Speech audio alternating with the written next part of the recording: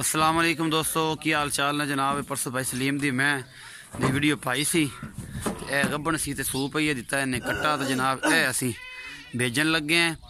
तो भाई सलीम ने भी पूछने हैं, चाचा जी हमारी मंडी बहुत दिन तो आए ने, तो जनाब मैं लैके जा रहे हैं। इन्होंने पूछने कि इन्ने दी मुक्की सी तो इन्ने दी ही भेजते पे हैं। तो सारा मामलात ने तो पूरियां गल्लां तय हुई ने। थन शन चैक कर लेना, जी मैं आखी सी उइयो मैं ही दिती इन्हें, या की मामला किया इन्हें। अगर थल्ले बनो भाई जी, थल्ले रख ना हमारे एंगल दे आ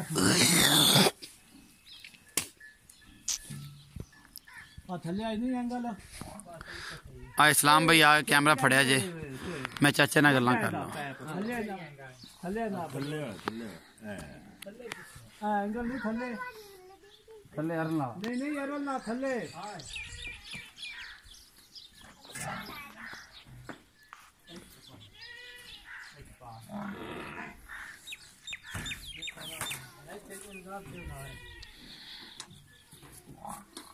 शुरू आ गए सलीम भाई भी।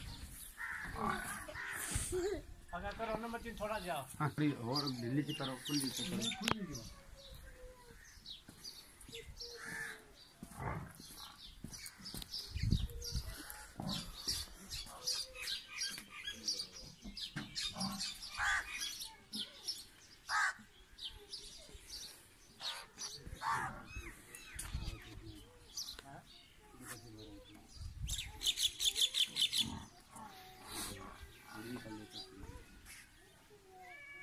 जी सर। ए तुसी वेख्या सारा कुछ भाई सलीम दी मैं परसों असी वीडियो तो चढ़ाई सी। ये सारा मामला हो गया। ये चाचा जी और मंडी भाव दीन तो आए ने। ए चाचा भी मेरा खड़ा ना आज चाचा जी चाह का कप अपने इत्थे ही है। सलीम दी मेहरबानी है, ठंडे जी चाह पवाई सूँ पंद वाह ते करके आए ने। ते इन्हां दे बेहद मशहूर हैं। ते चाचा जी मझ जी विखाई हुई होए थान पास कर ले जे, तसल्ली हो गई, क्योंकि हुण तां बौला राती सूई है, तुसी आके थाना पास कीते ने, कट्टा विखाता है, मैं विखाती, सारा कुछ हो गया। आदे मुतमिन हो तुसी? पैसे जिन्ने आखे उन्ने मालक नूं दित्ते जी? कोई वादा घाटा तो नहीं, कोई ठगी फरेब आखो कि 35,000 उधर ते 30 इधर ते विचों कुछ भी नहीं? ये जी तो कोई गल नहीं, जिन्ने दी मुक्की है उन्ने दी गल है। तुसी की आखना चाहते चाचा जी चाह दे कप दे नाल समैत अं करके?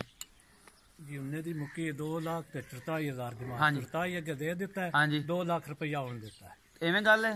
बिल्कुल साहू साहब कोई रौला रप्पा अगे पैसे बकरी आई बात च सुई है कट्टा सुई सारे साफ तब कर लिया जे, थन पास कर लिया। हुण बोला कितना का? हुण बोला कितना का? 5 किलो 5-7 किलो। हाँ हाँ ये एक बाल्टी पहले कड्डी है, जी हाँ। मुड़ बाद फाड़ नु रजाते कितना हा?